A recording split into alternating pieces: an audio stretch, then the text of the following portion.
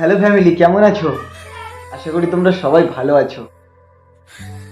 আমার এই চোখ মুখ আর গলার ভয়েস শুনে মনে হচ্ছে যে খারাপ আছি, তাই না? হ্যাঁ, আমি খারাপ আছি।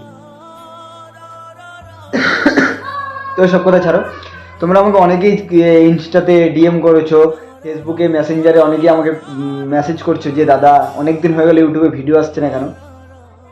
তো একটা সত্যি কথা বলবো, আমার এই শরীরের অবস্থাটা খুবই খারাপ। আমি বাইরে বেরিয়ে ভিডিও করতে পারছি না, সারাদিন কন্টিনিউ কাশি হয়, কথা বলতে পারছি না বেশি এখন, কারণ বেশি কথা বললে আবার কাশি হচ্ছে। তোমাদেরকে একটা জিনিস দেখাই, চলো। দেখো, দেখতে পাচ্ছ তোমরা সবাই, দেখো কত ধরনের ওষুধ, কত দেখেছো। বলছি পরে তোমাদেরকে যে আমার কি হয়েছে।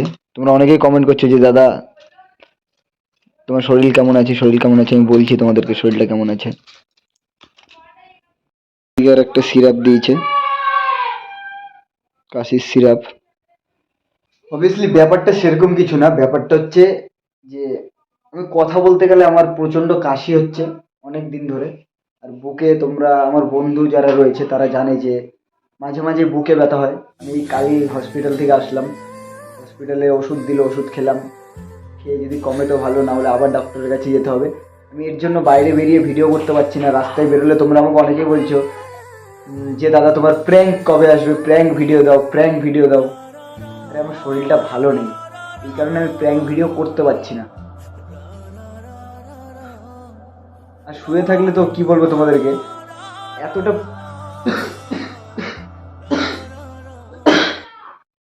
এতটা পরিমাণে কাশি হয়, তোমাদের কি বলবো।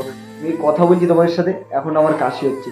আর নিঃশ্বাস নিতে গেলে আমার এইখান থেকে এই পর্যন্ত প্রচণ্ড ব্যথা হয়।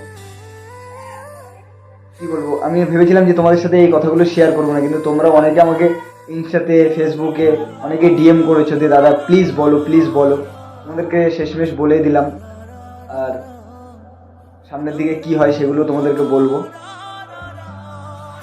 তো চলো খাবার দাবার খেয়ে নি, খেয়ে আমাকে ওষুধ খেতে হবে। আর ভিডিওটা এখন আমি রাত্রিবেলা করছি। এই মা খাবার দিয়ে গেছে, তখন নিচে খাবার রয়েছে। কি মনে হলো জানি না, ভিডিওটা বানাচ্ছি যে আমি ভাবলাম যে আমার শরীরের এরকম অবস্থা, তোমাদের সাথে একটু শেয়ার করি, একটু শেয়ার করলাম। আর দেখি খুব তাড়াতাড়ি বড় মায়ের কাছে যাওয়ার ইচ্ছা আছে নৈহাটির, যাতে শরীরটা আমার ভালো হয়ে যায়। এ মা, তো চলো এইটুখানি কি আজকে। আমি বেশি কথা বলতে পারছি না, আর আমার শরীরের অবস্থাটা খুবই খারাপ, তোমরা হয়তো বুঝতে পারছো গলার আওয়াজটা শুনে।